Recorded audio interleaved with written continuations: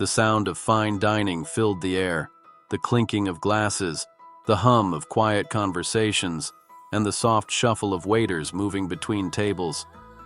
The restaurant was one of the city's most exclusive spots, frequented by the wealthy and the powerful. The waitstaff were polished, the ambiance was luxurious, and everything about it screamed sophistication. But that day, something was different.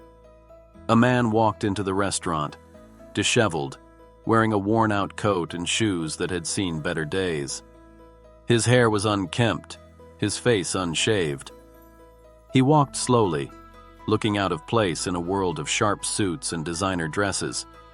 As soon as he entered, the hostess glanced at him with a raised eyebrow. She looked down at her tablet and quickly called over one of the waiters. "Could you please check on that man?"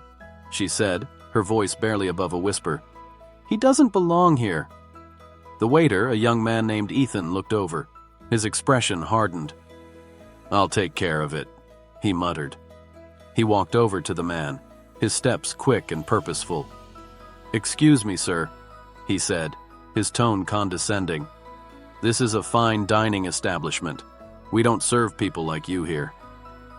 The man looked up, his tired eyes meeting Ethan's with an air of quiet confusion. "I'm just here to eat," he said softly. Ethan raised an eyebrow. "Eat? In this place?" He looked the man up and down. "You look like you can barely afford a meal at a fast food joint, let alone here." The man's face flushed, but he said nothing. Instead, he simply nodded and started to walk out. Ethan, feeling a sense of superiority, gave a dismissive wave. "That's right, you better leave," he said, voice loud enough for a few nearby patrons to hear. "This place is for people who know how to dress properly." As the man reached the door, he paused. For a brief moment, he turned back and looked at the restaurant. His eyes scanned the room, and something changed in his expression. There was a quiet resolve in his face, as if he had made a decision. Without saying a word, he reached into his coat pocket and pulled out a business card. He handed it to the hostess standing near the door. She took it without thinking, glancing down at it before her eyes widened in shock. The card was simple, just a name: Nathan Westbrook, CEO of several major companies across the city.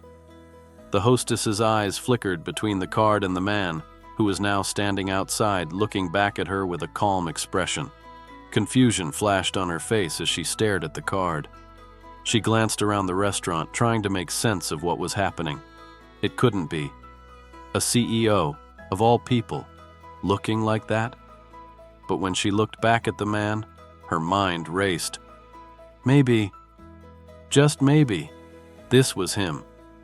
Meanwhile, Ethan, who had been watching from a distance, started to feel a nagging sense of doubt. He had been so quick to judge, so eager to show his power over the outsider. But what if he had made a mistake? The hostess quickly approached him, her voice shaking as she said, "Sir, I think you should come back in.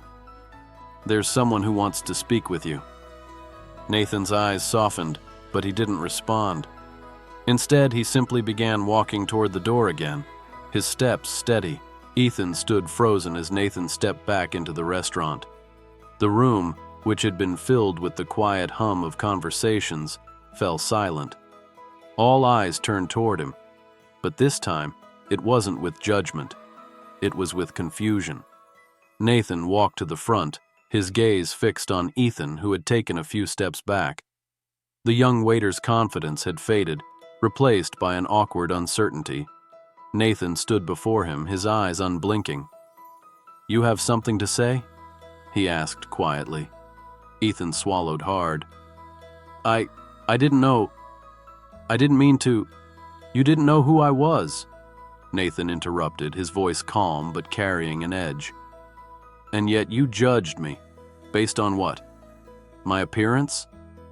The weight of Nathan's words seemed to hang in the air, and the restaurant staff and patrons exchanged uncomfortable glances. Ethan's face turned crimson, and he struggled to find the words. I'm sorry," Ethan finally managed. his voice low. "I judged you based on what I saw, not who you are." Nathan nodded slowly. "That's the problem. People like you, people who think power comes from money, appearance, or status, forget that it's how we treat others that defines us." Ethan opened his mouth to speak, but no words came out. He could feel the eyes of the patrons on him, and the shame of what he had done weighed heavily on him. Nathan glanced over at the table nearest to him. A wealthy couple sat there, watching the scene unfold.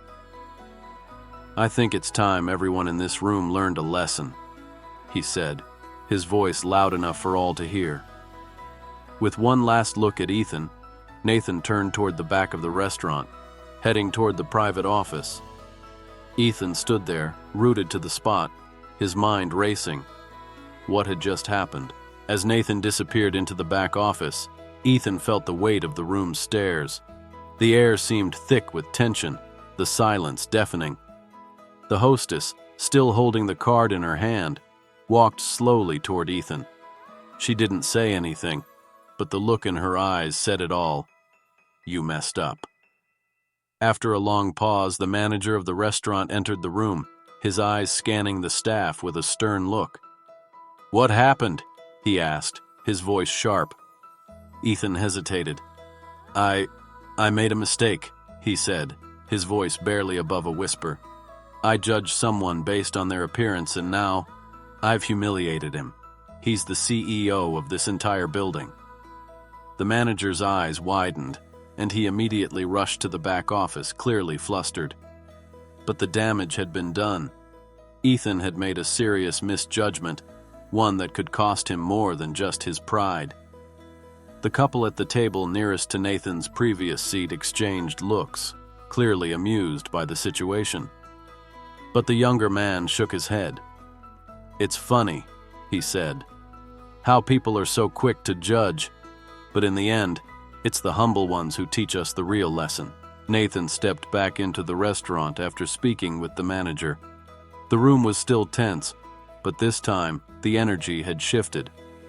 He walked up to Ethan, who stood there, anxiously awaiting his next move. "You've learned your lesson," Nathan said, his voice calm but firm. "You've learned that respect isn't something that comes from money. It comes from how you treat others, no matter who they are." Ethan nodded, his face flushed with embarrassment. "I'll never forget this," he said. "Thank you for showing me the truth." Nathan smiled. "That's the least I can do. Now you'll have a story to tell the next time you judge someone." With one final glance around the room, Nathan turned to leave, his footsteps echoing through the now silent restaurant. Ethan watched him go, feeling a strange sense of gratitude.